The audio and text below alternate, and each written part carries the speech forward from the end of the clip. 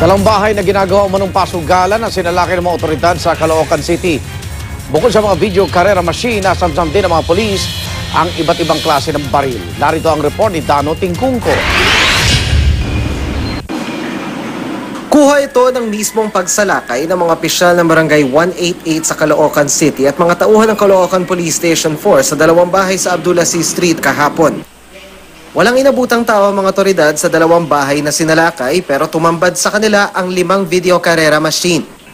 Bukod sa video karera, nakuha rin sa dalawang bahay ang tigisang kalibre 38, kalibre 45 at Super 38 pistol. Inaalam pa kung may lisensya ang mga baril. May tumawag po sa akin, nasabi nila mayroon mga illegal gambling at saka may nakitang mga tao na may dalang baril. Kaya po agad-agad pinapunta ko sa tao ko kung totoo nga o hindi. Totoo nga, kaya agad din kumuha din ako ng kapulisan natin at pinasok po namin yung area. Bukod dito, may natanggap ding impormasyon ng otoridad tungkol sa iba pang illegal na pasugalan sa parehong barangay. Minaman-manan na raw nila ang mga ito bilang bahagi ng kampanya laban sa illegal gambling. Para sa unang balita, Dano Tingkungko reporting.